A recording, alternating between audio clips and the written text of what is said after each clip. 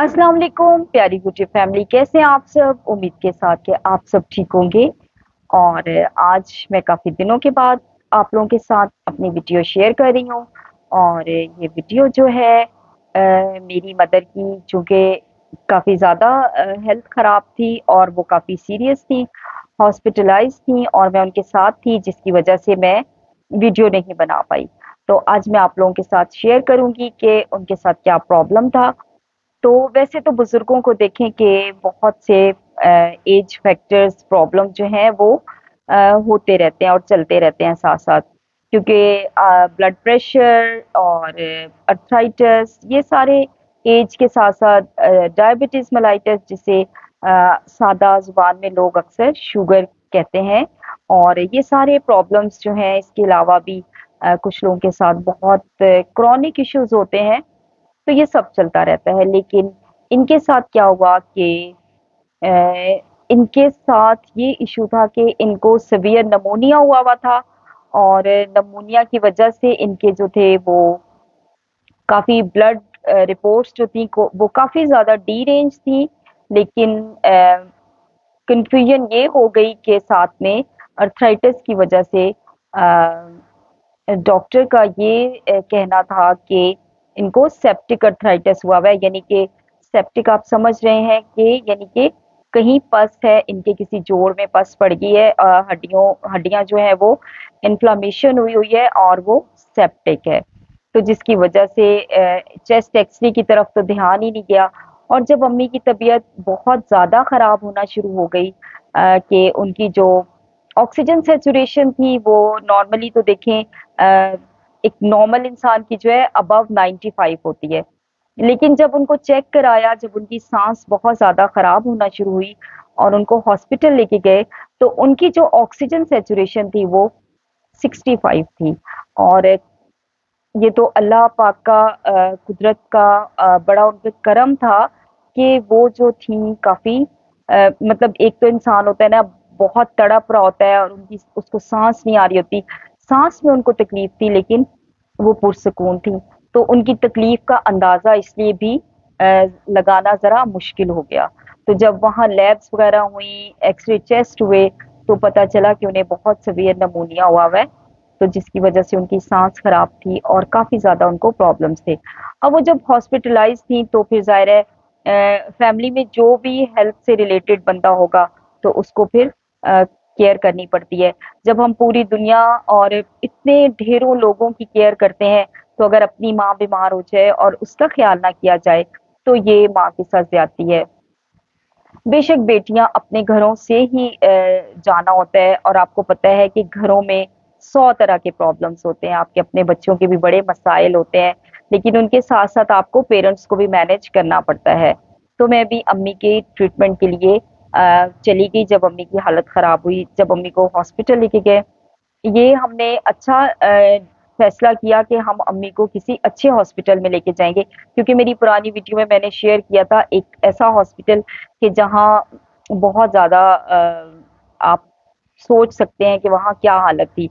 और अगर अम्मी को हम किसी ऐसे हॉस्पिटल में ले जाते तो शायद वो फिर ज़िंदा ना आती, क्योंकि उनकी हालत इतनी ख़राब थी। तो अब मुझे उनका अब मैं आप लोगों से शेयर इसलिए कर रही हूँ कि अगर आप में से किसी, खुदा ना करे कि किसी के साथ प्रॉब्लम होता है फैमिली में, कोई ज़रूरी नहीं है माँ के साथ हो, ख़ानदान में कोई भी बुज़ुर्ग हो सकता है, कोई आपका रिलेटिव हो सकता है, कोई मोहल्ले का बंदा हो सकता है। बुज़ुर्ग तो देखें बीमार होते रहते हैं और हमने बुज़ुर्गों का ख़्याल करना होता है, हमने केयर करनी होती है, क्योंकि एक दिन हमने भी बुज़ुर्ग होना है। ये तो नहीं है, और बल्कि मेरी तो बुज़ुर्गी स्टार्ट हो चुकी है। क्योंकि ये तो नहीं है कि हमने सदा जवान रहना है। तो अपने माँ-बाप की, अपने बुज़ुर्गों की अगर आपकी उनको ज़रूरत है, तो आप ज़रूर उनका ख़्याल रखें। अब हॉस्पिटल का अमला तो बहुत एक्टिव और बहुत ज़्यादा केयरिंग था। मतलब वहाँ शायद अगर हम ना भी रुकते तो हमारे रुकने की इतनी ज़रूरत नहीं थी, लेकिन ये उनकी बड़ी मेहरबानी थी कि उन्होंने हमें हमारी माँ की केयर करने की इजाज़त भी दी और बहुत अच्छी केयर की। तो मैं अच्छा, उनका ऑक्सीजन का सबसे बड़ा प्रॉब्लम था कि एक तो वो ऑक्सीजन जो थी बार-बार हटा रही थी। तो आपको पता है कि अगर आपकी ऑक्सीजन कम हो, तो फिर ऑक्सीजन तो लगानी पड़ती है। तो जब वो बार बार ऑक्सीजन हटा रही थी और हमें बार बार लगानी पड़ती थी, अब ये काम तो सिर्फ आपके बच्चे ही कर सकते हैं, क्योंकि जो ड्यूटी वाले लोग होंगे वो तो देखिए परमानेंट तो आपके साथ कोई नहीं बैठ सकेगा, वो मॉनिटाइज कर रहे होते हैं मॉनिटर्स पे। और वैसे भी हाँ, अगर ऑक्सीजन ज्यादा ड्रॉप हो तो फिर तो वो भाग के आएंगे, लेकिन सिर्फ एक पेशेंट तो नहीं होता। और यहाँ पर इंटरनेशनल सिस्टम तो है नहीं कि दो सीरियस पेशेंट पे एक नर्स या मतलब यहाँ तो वर्कलोड काफी होता है। बहुत अच्छे अच्छे हॉस्पिटल्स में भी वर्कलोड काफी होता है। तो अम्मी का मैंने बहुत ख्याल रखा इतने दिन, और आप लोगों की दुआओं से और डॉक्टर्स की और वहाँ पे जो नर्सेस थी उनकी इतनी खूबसूरत केयर से देखिए कितना दिल मेरा खुश है, क्योंकि उन्होंने इतनी मेरी माँ की केयर की और साथ में मैंने खुद भी अपनी माँ का बहुत ख्याल रखा। तो मेरी माँ जो है वो तंदुरुस्त होके घर आई। अ, बेशक पैसे ज़्यादा लगते हैं कुछ हॉस्पिटल्स में, लेकिन अगर आपको प्रॉपर केयर मिल जाती है तो फिर पैसों का कोई दुःख नहीं होता है। और अल्लाह की ज़ात जो है वो बहुत बड़ी है।